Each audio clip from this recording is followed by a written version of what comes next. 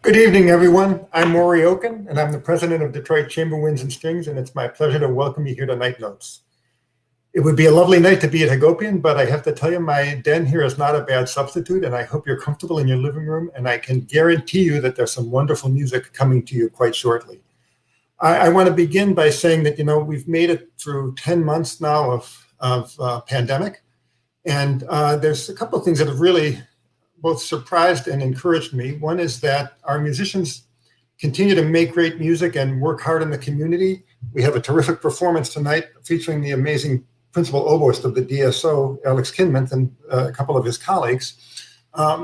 So I've been really, really fortunate to see how musicians just want to make music.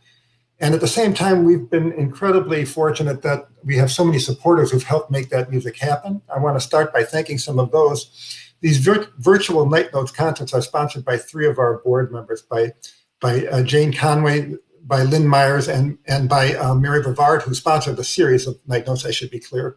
But this particular concert is sponsored by 2 old friends who many years ago made endowment gifts to the organization in memory of loved ones. Sue Boyce in memory of Carol Williams, and Nancy Jones in memory of her husband, Bert. And we're incredibly grateful for that support. So it comes to us in many ways, and the music comes to us in many ways, and we're so, I'm really mindful, even in the difficult times, how lucky we are to have this kind of music available to us in the community. Each of the artists, or at least Amanda, Blaikie, and Alex, are sponsored by different members of our audience as well. Alex is sponsored by our friends Gwen and Dick Bowlby, and Amanda is sponsored again by Mary Brevard. So a few things about tonight. We'll have a nice question and answer session with Alex at the end of the concert. You can type those in and they'll end up getting through to me. So please do that. If you have some questions that you'd like to ask of Alex, he'll be joining us at the end of the concert. Finally, you'll probably notice that Amanda Blaikie looks different then than she did now. I can tell you with great satisfaction that her family is one daughter greater now than it was when this recording was actually recorded. So you'll notice that she looks more like she did a few months back than she does now, but she played beautifully then and she'll play beautifully now. So let's start with some music, the Gaubert, and you'll join me in welcoming Alex Kinmonth and Amanda Blaikie and Rudolf Ozolins.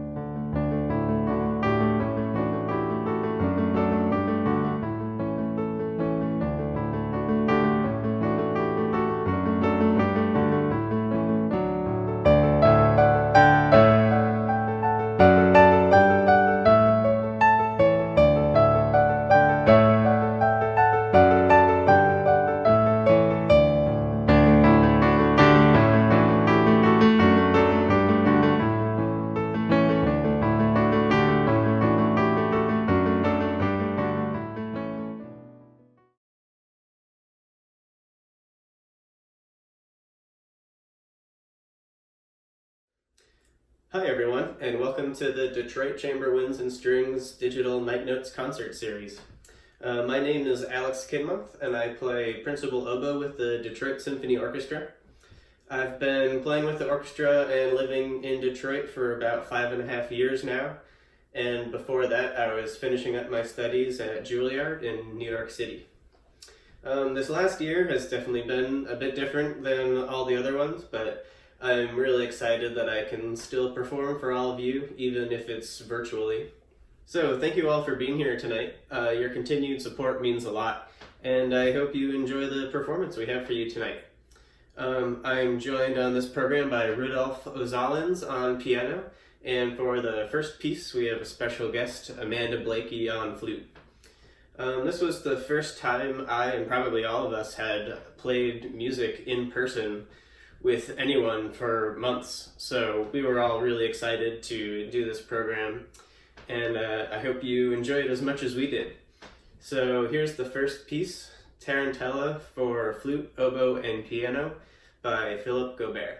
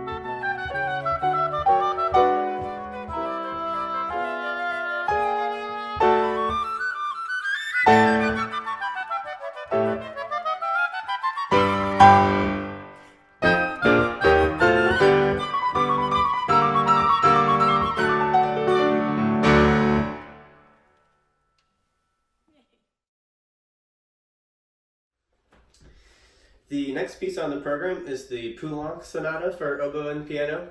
Philippe Gaubert and Francis Poulenc were both French composers, and I've always just loved how the French school of composing has lended itself to oboe playing.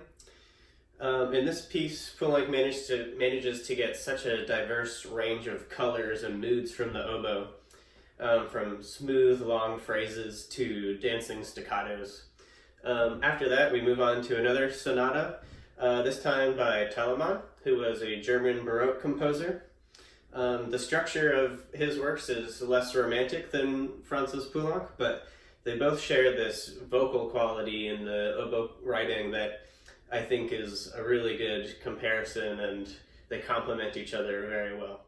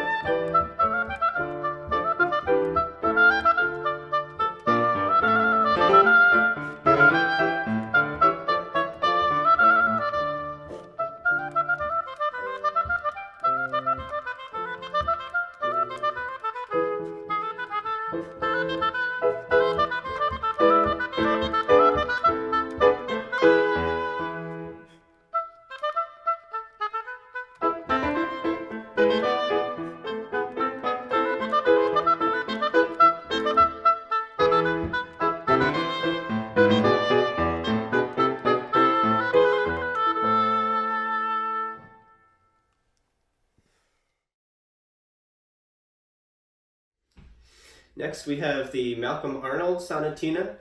Malcolm Arnold was a English composer who died recently in 2006, so that makes him the most modern composer on the program tonight.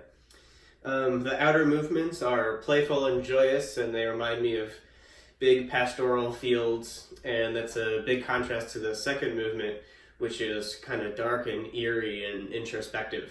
So I hope you enjoy.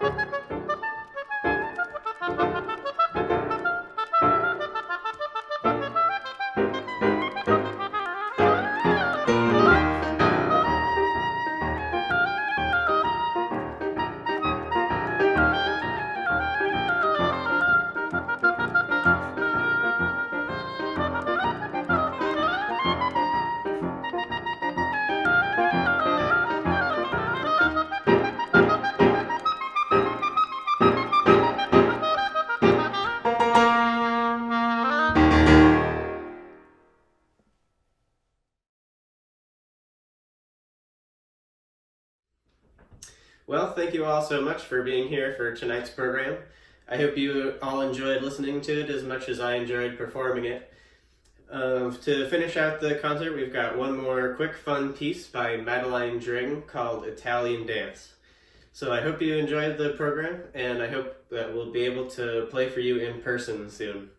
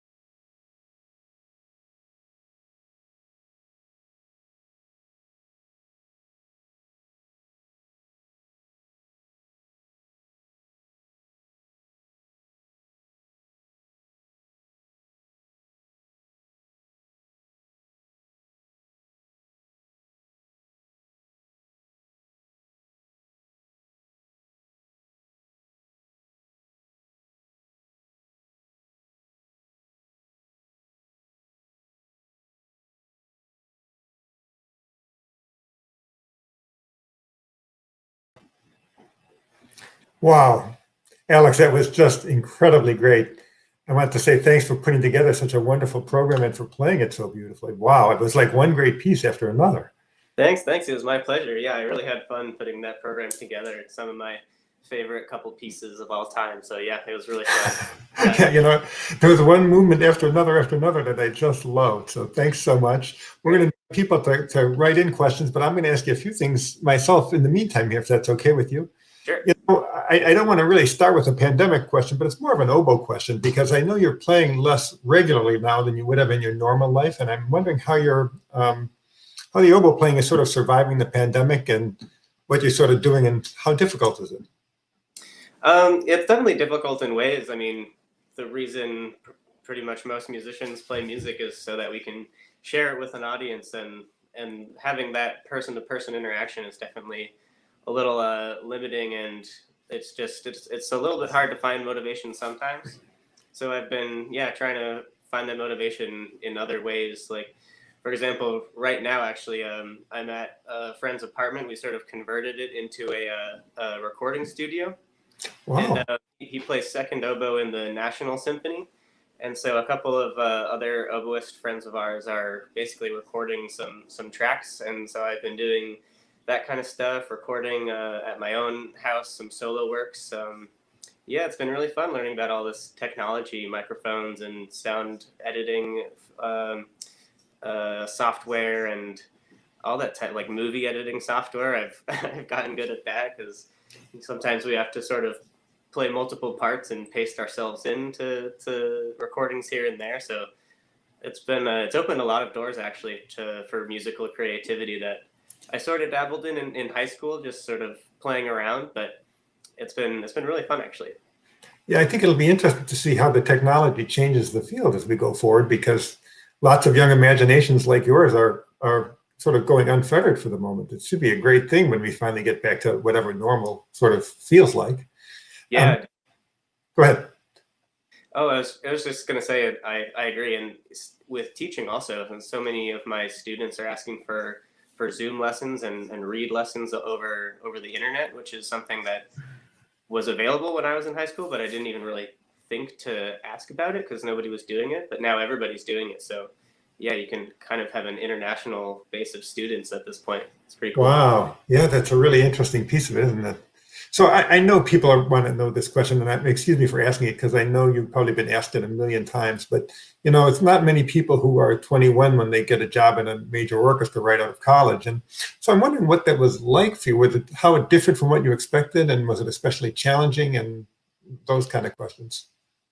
It was a little challenging. Not really sure exactly what I was expecting, I guess, which is probably one of the most challenging parts. Is you kind of just going in blind, having never had a full time orchestra job. But yeah, I think the DSO is in general compared to other U.S. orchestras probably on the younger side. So Yeah. it was easy to make friends, and everybody is so friendly and nice and easygoing, and likes to hang out after concerts. So I think it was challenging in some ways, mostly like preparation and reads. For example, it's like in school you're not playing in public, basically every day, so my read volume had to increase and my practice volume had to increase. So just learning how to balance that stuff with everyday life is probably the biggest change. Yeah, I actually wondered about that. I was going to ask, forget about the pandemic for a second. What is the part of your job that you find the most challenging? Probably reads actually. Just having enough reads like that will work all the time. So part of my like personal goals is to just sort of always have a read that I'm excited to play and that I think is good. I'm happy with. I don't want to be like stressing out about reads. So that's a challenge when you're playing so often, and especially in a city like Detroit with really big weather swings. Weather actually affects reeds a lot. So when it's getting into winter or it's getting really dry or really humid all of a sudden, and like back and forth, that can be pretty difficult to try to have enough reeds that will work in whatever condition you have to play in. So for people on the watching us who don't really know the story, give us a quick thumbnail about what that means. You're making your own. Yeah, so pretty much all professional oboists and bassoonists and hornists, all double reed players basically make their own reeds. And so we basically start with a little piece of bamboo about this long, and we have to cut it up and put it through a bunch of machines and tie it onto a staple and then whittle it down with a knife until it starts to play. And the tip of the reed is thinner than a human hair, so the Wow. weather can change it quite a bit just because it's a natural porous material that will absorb moisture, and it has to be basically perfect to feel comfortable. So it can be a process. So how much time do you spend on it, and how many do you make? I probably I probably make less now than I did when I was first starting. I think I've gotten better at at knowing when a read isn't going to work. if that makes sense, like giving up on it sooner so I can spend more time Sure. on Goodreads. And so I probably spend maybe 1 or 2 hours a day making reads, like the same amount Wow. I would practice. And I'll make, between 5 and 10 a week, if depending on if they're working, if I have good ones. Wow, it's a big commitment, yeah. Yeah. It's definitely a very large part of the oboe, of playing Yeah. oboe. Yeah, learning how to be proficient in your reed making. It's a blessing and a curse, because on the one hand you get to design your own voice and tone, but on the other you have to really practice and get good at all the physical aspects of making a reed to make it worth it. Yeah, it seems like an invitation to be neurotic to me. Yeah, it definitely is. I mean, I have so many spreadsheets of information that people would think I'm crazy for writing down, even other oboists probably. So we have one of the questions that came in on the computers from my friend Nadine Delory, who's a wonderful cellist and married to the Hayden McKay from the DSO. And Nadine is from France, and she wrote that the sound of French oboists is different from U.S. players. Where does the difference come from? And is it a different instrument, different technique, different reeds? Tell us about that. It's probably mostly the reeds. They definitely play on different oboes, but I think oboe makers will sort of design their oboes around the reeds that their market wants to play. So in most of Europe, really, they play on what's called short scrape reeds. So they basically leave the bottom half of the reed as bark, the bark of the bamboo plant. And in America, we will scrape the entire reed. And it's just a different setup. So basically in Europe, their oboes will sort of contain their reeds so that they don't have to work as hard. And in Oh, America, wow. the reeds will contain, all the physical things. So we were trying to like get off the reed and let it vibrate as much, and the oboe will sort of provide the cushion. And in Europe, they want a really wild reed so that they can be really athletic, and then their oboes will balance that out and sort of dampen it and make everything really even. So I think the two styles are getting closer than they were maybe 20 years ago. But yeah, I think it's just balancing how certain players want their reeds to sound and feel. Yeah. So another person asked, do you have a favorite composer? And if so, whom? Ooh, that's a tough one. I mean, I really love. Hi, Claudia. I know Claudia actually. I Oh. I love Mozart. I mean, you can't go wrong with Mozart. I think there's so much he does with so little, in terms of like complexity. But I think he gets so much emotion out of everything he does. And then, I mean, I also love Mahler and pretty much everything in between. Yeah. Yeah, I think the concert or the piece that I liked the most of the Mozart Festival the DSO did a few years ago was your oboe concerto, right? I thought that was so beautiful. Great. So Thank you. Yeah, I yeah, love. I remember it actually quite well. So thank you for that. I'm curious. You also have a sort of a burgeoning chamber music career. And what about that gives you pleasure? And anything particular about that with Detroit Chamber Winds that you recall?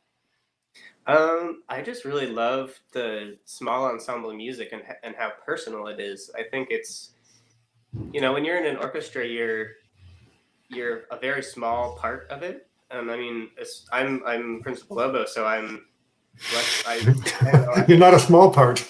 Right. I mean, I get times to be a diva much more than say a violinist would, but I just love how intimate chamber music is, and how much collaboration there is between individual artists. I mean, I've played certain pieces a million times, but with different groups, and it's a completely new experience every time. And I learn so much about the piece just from like rehearsing it with my colleagues and listening to friends and their opinions. And that's something I probably appreciate most about chamber music. Yeah, so it was funny. I was reading back up about you and reminding myself, and I knew you had a lot of other non-musical interests. You actually do fencing? Yeah. I in high school I was fencing a lot. I actually went to the Junior Olympics for fencing my junior year of high school. Oh, oh my gosh! And mountain biking? You're doing a fair amount of cycling? Yeah, that's was probably my sport of choice, I guess, over the pandemic, because you can do it all by yourself. You can stay completely distant from from everybody. But Yeah. yeah, been really fun. I'm actually building a mountain bike from scratch right now. Our tuba player, Dennis Nolte, he had an old frame at his parents' house that they wanted him to get rid of. So he just gave it to me, and I've been sourcing parts, the cheapest used parts I can find, and putting it all together. And that's been really fun, just learning how to build a bike from ground up. You're putting on gears and stuff?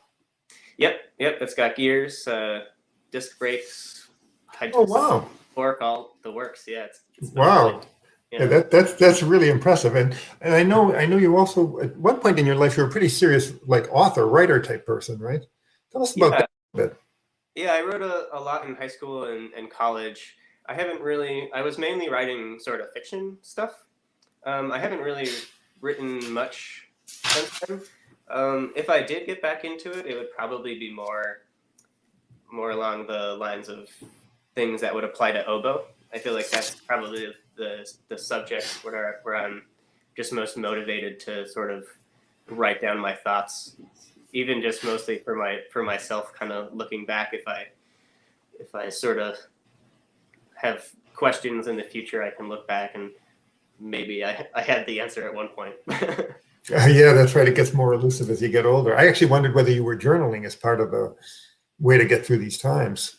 Yeah, it's something I actually have meant to start doing. I think there's definitely, it's been definitely a big shift, and my workload has shifted. So I've definitely learned a lot about kind of my priorities in terms of oboe playing and just life balance also. So I think that would probably be a good thing to write down. I mean, everybody's lives have changed dramatically over the last year. So I think it's a really interesting time in history in general. So I think the more people are writing down what they're experiencing during these types of times, the better, just so that we can all sort of observe ourselves, and in the future they can observe us. Yeah, has your practicing changed, Alex? How are you dealing with that? A little bit, yeah. I think just because I have more time, throughout the weeks, we're just playing less rehearsal. So I've been spending a lot more time on just really basic stuff, kind of like yoga for oboists, like long tones and just practicing stuff on just the reed in the mirror without the oboe at all, and trying to just really solidify kind of the base architecture for a good physical oboe play, so that it's just as easy as possible for the rest of the day. Yeah, that's great. Actually, I was really shocked by how easy the technique sounded in the last piece, or the second, but the passages that I'm talking about. I should say to people that this was not a recording session. That's really what Alex was playing without a million edits as part of it. So that was pretty amazing, especially coming back from having that long hiatus of not playing with people. Yeah, definitely. Was that hard? Yeah, a little bit. I think it's somewhat easier to come back after a long break when it's just 2 or 3 people, compared to organizing an entire orchestra. But it's still difficult. Like we were stuck in our own world for so many months, and we didn't really have to listen live to anybody while we were playing, if that makes sense. Yeah. Yeah, one of the hardest parts about playing live music is being able to play your own part well and also listen to somebody else and fit them in together. Right. Yeah, I think that it always takes a bit of even after summer vacation or a week off in the winter or something, we'll come back and it'll take a minute to sort of reset everything and get on the same page. But with Rudolf and Amanda, it's so easy because we just basically think the same way about music, so it all just clicked right away, which was so satisfying after several months of hiatus. Yeah, I remember when that happened, people telling me how wonderful it was, and my staff colleagues who attended the session saying, "Oh my God, this is going to be really good." So, thank you so much for that. I do have one last question that somebody wrote in that I'll end our talk here with, which is from Joseph Palazzola, who says, "I once lived in Boston. If you come from just west of Boston, how come you don't talk like it?" I think I must have been just far enough outside of Boston that I didn't pick up the accent. Like, people say that they can't tell I'm from Boston until I say the word Boston. That's the way, I guess. Yeah. Well, I wanted to. Actually from Michigan, so I may even have some Michigan accent. So I did want to say thank you again for playing so beautifully for us, and to Rudolf and to Amanda if they're still on the call with us here. It was really a wonderful musical event. I want to invite everybody who's here to come to our. We have 3 more night notes that we're going to be doing before the end of the year. The saxophonist Tim McAllister, who's amazing, going to be working with pianist Liz Ames. I think that's happening on March 5th. We'll let you know about all of these. We're scheduling a night notes with a horn quartet put together by Scott Strong from the DSO, all 4 horn players. And then in June, we're doing again some more Poulenc. Actually, Alex, are you playing on that concert in June? Yeah, I think you are. The one with Vicky King, where they're doing the Poulenc sextet. Yeah, I'm really looking forward to that. Yeah, so that's all coming soon to a theater near you. And also on February 17th, our sister organization, the Great Lakes Chamber Music Festival, is doing a duo recital by Alessio Bax and his wife, the pianist Lucille Chung, which will be fantastic. Finally, to say thank you to all of our sponsors. And if you have friends who want to watch, this is going to be on our YouTube channel quite soon. And you can tell everybody how wonderful Alex is, and as you've heard for yourself. So Alex, again, thank you so much for doing this for us. Thank everybody for coming, and hopefully soon we'll hear you live at Hagopians and at the DSO. Good night, everybody. Yeah, thank you.